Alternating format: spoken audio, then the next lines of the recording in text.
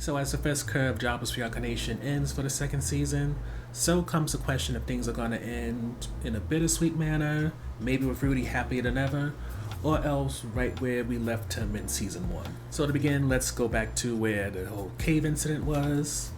And as to be expected, Rudy did get an erection for a little bit, but then he went flaccid, and with that, so comes all the trauma that came from when he wasn't able to get it up with Sarah. But Sylvie thankfully is not like Sarah, and even though Rudy's profusely apologizing and being quite dramatic, she eases the situation, eases the tension, and reminds him that, well, yes, she's very much horny and wants to have sex. At the same time, it's getting to be open with him, loving him in a way that isn't necessarily physical. That is what she really wanted. Sex is definitely a bonus that she fully intends to pursue, but it's not the be all to end all. And with that in mind, it seems Rudy begins to realize it's not just about the penetration, but also the other ways you can show intimacy. Hence him either licking her ear or nibbling her ear the next morning, but that's for later time. But with Rudy not being able to get it up, and Sylvie having no friends besides Ariel and Luke, she goes to them about the information, and at first it seemed like a bad idea, mainly since Ariel laughs almost immediately. But to some surprise, Luke kind of chastises her in a way that makes it so she starts apologizing, and he really sticks up for his estranged cousin, if not for men in general. And be it that he really wants to help his cousin out or just really loves Sophie because she has saved his life so many times, he decides to give up this 100 gold elixir that's supposed to make people, it's an aphrodisiac, so it's supposed to put them in the mood, apparently help with stuff like erectile dysfunction, and also make people horny.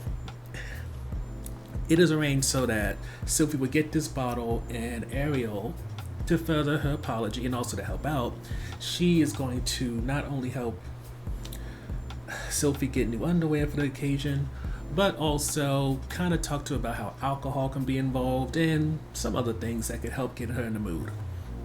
Now, how exactly does Ariel know any of this? Not talked about. Never mind, Ariel gives Sophie 2 gold coins, which apparently is her monthly allowance. And again, there's a question of who is sending this money to her, but it seems that all the political stuff that has been put on the back burner in this season might be something touched upon in season 2. Well, in a later curve season 2 that's happening, I think, the second quarter of 2024, like April, but till then, man. Anyway, getting back to the point, with elixir in hand, alcohol, and a few snacks, Sophie goes to Rudy's room. They talk a little bit, drink, snack. She presents the elixir, he takes it, she drinks a lot too, and by the end of the night, Sophie is now a woman in her eyes, and also is no longer a virgin. But the next morning, Sophie isn't there when Rudy wakes up, so he goes from dealing with the trigger of what happened with Sarah to now dealing with the trigger of what happened to Eris in terms of him having sex with her after this build up, and now him being left alone the following morning. Luckily, she shows up, and between her being there the next morning and Rudy thinking maybe now he's cured of his erectile dysfunction, he breaks down and cries. Also feels on her breast, but he also breaks down and cries. And admittedly, it was a very emotional moment. That is probably why when Rudy decides to talk to Ariel and Luke after he gets dressed, he makes it very clear that at this point, Sophie is his beloved, love of his life. And even though he has spent most of his life trying to avoid all the political drama in his family, because of what Sophie is into and how Ariel and Luke helped, he's willing to lend his power, his name, whatever, to their goals. And Ariel, in return, says, since Rudy still has stuff to do in terms of figuring out how the mass teleportation event happened, reuniting his family, and also helping others who suffer because of the mass teleportation event, he can use her name if that may further his cause. And then, to add some icing on top, being that Sophie and Rudy has shared such a night, there's a question of what's her role in all this. And it becomes clear that for Ariel, she doesn't want to hold Sophie back and doesn't believe Rudy should just abandon Sophie after all they've been through. So she basically releases Sophie and also releases Sophie from having to be Mr. Fitz anymore and even encourages her to embrace her femininity now that she is not only strong enough to protect her loved one, but also doesn't need this secret identity in order to survive anymore. And with that, Rudy goes as far as to propose. Sophie accepts, and it seems Rudy's about to have his first real relationship. So, getting to the review section, one of the top things for me was just Luke sticking up for his cousin because it was very much unexpected, and I would even combine some of the other highlights in the fact that so much could have went wrong when Sophie decided to tell Ariel and Luke what happened, because lest we forget, Rudy in his past life got made fun of, stripped naked. A lot of trauma deals with his body image and sexuality, and him having ED probably was a perfect setup for him to go through that all over again. So Luke sticking up for his cousin, even going as far as to put the princess in a position where she had to apologize to not only him but also Sophie, definitely was a highlight. And granted, Luke might have been very much a champion for his cousin, but still low-key put down Sophie's body in terms of her not having the feminine wells that the Grey Rats and even the Nodos family are used to. But at the same time, he was very much for his cousin, for Sophie finding happiness, and she's done so much for him.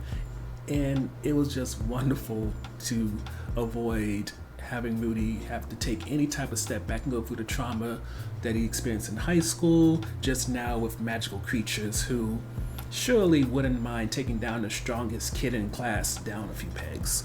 But on top of that, I really appreciate how once Rudy kind of got past the insecurities of not being able to get hard, he seemingly understood that there's more to intimacy, especially at that level, than having sex. Whether it was just holding Sophie's hand throughout the night, kind of cuddling with her by keeping close to her, or even nibbling on her ear, which definitely kind of messed with her head a little bit. There's other ways he can show physical affection besides penetration, which I don't think is shown or really explored enough.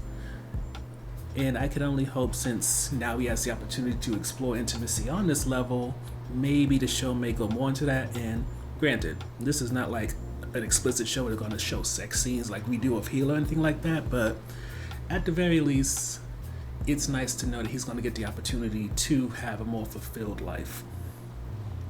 With that said, as I kind of mentioned in the recap, him waking up the morning after, kind of in this melancholy state that, yes, he just had sex and he's able to get erection again, but then the girl that he had sex with was nowhere to be found, just the blood stain from her hymen breaking.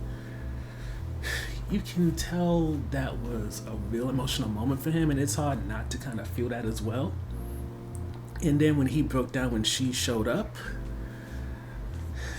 it really did reinforce how much this show, as much as it can be crude, kind of messed up in a way, it's still a very emotional story about this kid, or rather this grown-ass man, who's went through so much trauma and is trying to heal little by little, but every now and then something throws him off. And for me, there's so much that could have gone wrong in this episode, from the whole Ariel and Luke exposing their erectile dysfunction thing, to maybe something happening where Sophie had to go because some assassin tried to kill Ariel or Luke or whatever. So her showing up, her holding him as he was crying, and seemingly not just about the fact that he just had sex, but because she came back.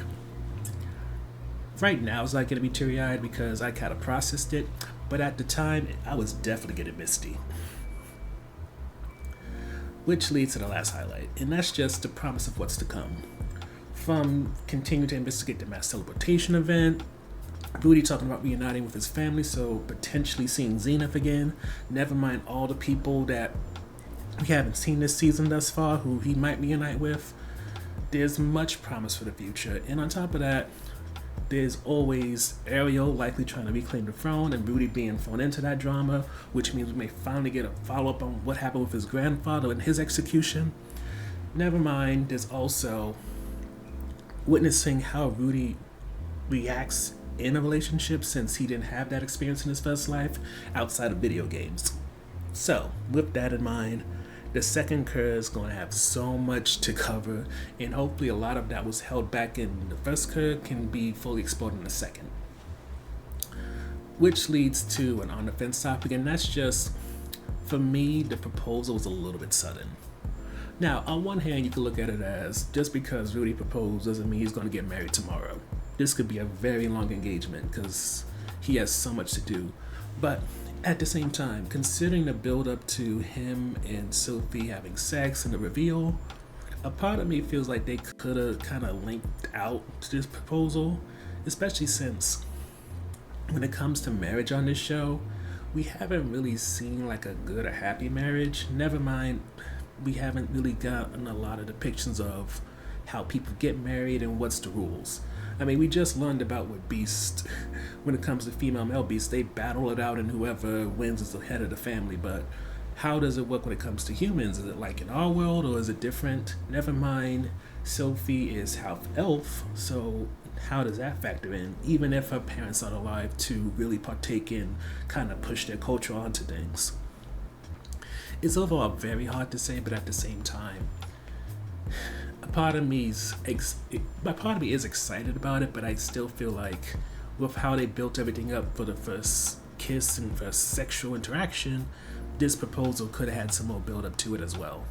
Overall though, with Rudy finding love, having sex, and getting a renewed vigor for all that needs to be done, either to finish what Vanguard had him start, or else deal with all the stuff that he was focused on before Vanguard got involved. All I can say is that it's kind of sucks that we don't get to see the rest of it until maybe April 2024, but at the very least, with this not being an American production, we know that this won't get further delayed because of the Writers Guild or Actors Guild strikes.